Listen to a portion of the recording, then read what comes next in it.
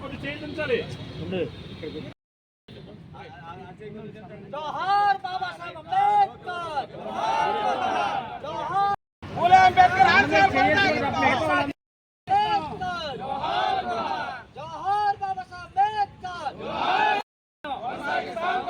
అంబేద్కర్ ఆశయాలను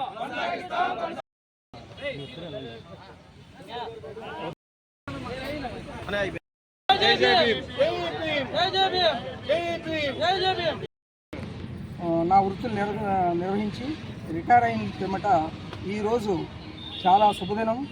14/4/1891లో బాబాసాహెబ్ గారు జన్మించి ఈ రోజుకి 133 సంవత్సరాలు గడిచింది.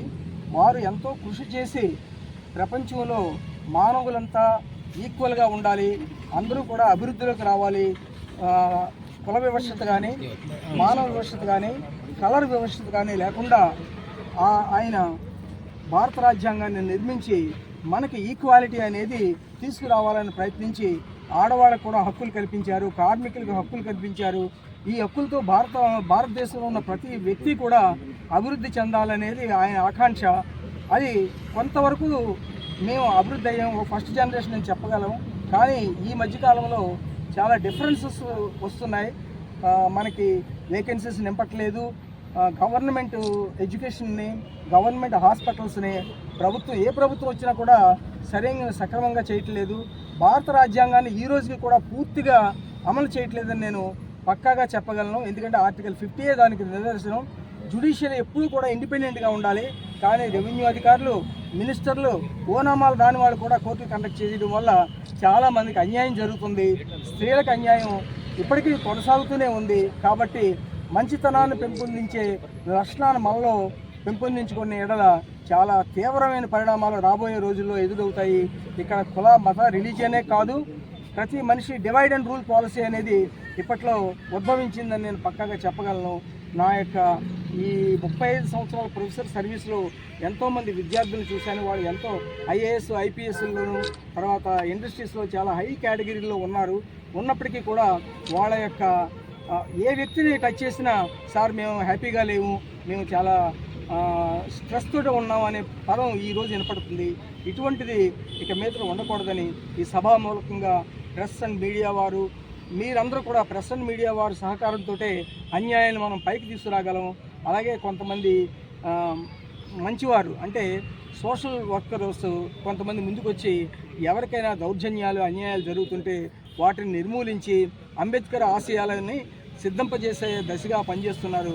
వాళ్ళకి ప్రభుత్వంలో ఉన్నటువంటి పబ్లిక్ సర్వెంట్స్ అనగా పోలీసు వారు కానీ, డాక్టర్లు కానీ, అలాగే మాలాగా ఉపాధ్యాయులు కానీ అందరూ కూడా సహకరించి ఈ రాజ్యాంగాన్ని రక్షించాలి, దేశాన్ని రక్షించాలని కోరుకుంటూ ఈ అవకాశం ఇచ్చిన పెద్దలకి, పాత్రికేయులకి, నా సోదరులకి అందరికీ జేబీఎంలు తెలియపరుచుకుంటూ సెలవు తీసుకుంటాం. అంబేద్కర్ గారు వెలుగుతున్న కొవ్వొత్తు, ఆరిపోతున్న కొవ్వొత్తు కాదు. ఆయన చనిపోయిన ఎన్నో రోజులైనా కూడా ఆయన జయంతులు, ఆయన తాలూకా వర్ధంతులు మనం ఎప్పుడు కొనసాగిస్తున్నామంటే మనమే కాదు, ప్రపంచంలో అన్ని దేశాల్లో కూడా కొనసాగిస్తున్నారు. మనకు ఒక్కడికే ఆయన దేవుడు కాదు. మన హిందువుల్లో ఒక పద్యం ఉంది, ఎందెంది వెతికినా అందెంది కళ్ళు. అలాగే ఎందులో ఎతికినా, ఏ డిపార్ట్మెంట్ ఎతికినా, ఎక్కడ ఎతికినా అంబేద్కర్ తాలూకా అంశం మూలాలు ఉంటూనే ఉంటాయి. వాటి అన్నింటినీ కూడా దేశ ప్రజలు, అది ఒక జాతి, ఒక మతం, ఒక కులం కాకుండా అందరూ గుర్తించి అంబేద్కర్ అనేవాడు అందరూ వాడు. అసలు జైవ్యం అంటే అర్థము మీరు సంతోషంగా ఉండండి, క్షేమంగా ఉండండి. ఎదుటి వారు క్షేమంగా ఉండాలని కోరుకున్న వాళ్ళు ఎవరు కోరుకుంటారు? మంచి మనసు ఉన్నవాళ్ళు. అటువంటి మంచి మనిషి, మహా ఉన్నతమైన వ్యక్తి, కోటి తేజోవంతుడు డాక్టర్ బిఆర్ అంబేద్కర్. ఆయన పెట్టుకుంటే భిక్ష రాజ్యాంగాన్ని మనం నమ్ముకుంటూ బతుకుతున్నాం. దాన్ని ఇంకా మనం ప్రభావితం చేయడానికి, బలం చేయడానికి మనందరం కూడా యువకులు, విద్యావంతులు, మేధావులు సహకరించి వాటి ఫలాలు అందరికీ అందే విధంగా సహకరించాలని కోరుకుంటూ నాకు అవకాశం ఇచ్చింది అందరికీ, మీడియా మిత్రులందరికీ. ప్రపంచ మేధావి, భారతరత్న గ్రహీత అయినటువంటి దళిత జాతుల యావత్ భారతదేశం యొక్క ముద్దుబిడ్డ అయినటువంటి డాక్టర్ బాబాసాహెబ్ అంబేద్కర్ గారి 133వ జయంతి కార్యక్రమం పెందుర్తి మండల కూడలో అంబేద్కర్ సేవా సమితి ఆధ్వర్యంలో నిర్వహించడం జరిగింది. ఈరోజు ఏదైతే బాబాసాహెబ్ అంబేద్కర్ గారు కలగన్నటువంటి రాజ్యం అయితే ఉందో, రాజ్యాంగ ఫలాలు ఏవైతే ఉన్నాయో అవి సక్రమంగా ఎవరికి అందలేదనే ఉద్దేశంతో ఎంతో మనోవేదనతో మేము మాట్లాడడం జరుగుతుంది. రాజ్యాంగంలో పొందుపరిచినటువంటి స్వేచ్ఛ, సమానత్వం, సౌభ్రాతత్వం అనే పదాలకి అర్థం లేకుండా ఈ ప్రభుత్వాలు నిర్వహిస్తున్నాయి. ఎందుకంటే బాబాసాహెబ్ అంబేద్కర్ గారు చెప్పినట్టు రాజ్యాంగం ఎంత మంచిదైనప్పటికీ కూడా రాజ్యాంగం అమలుపరిచే పరిపాలకులు మంచోళ్ళు కాకపోతే రాజ్యాంగం చెడ్డపైపోద్దని చెప్పేసి డాక్టర్ బాబాసాహెబ్ అంబేద్కర్ గారు చెప్పడం జరిగింది. ఈరోజు రాజ్యాంగంలో ఉన్నటువంటి పొందుపరిచినటువంటి ప్రతి అంశానికి కూడా ఈ ప్రభుత్వాలు, పాలకులు రూట్లు పొడుస్తున్నారు.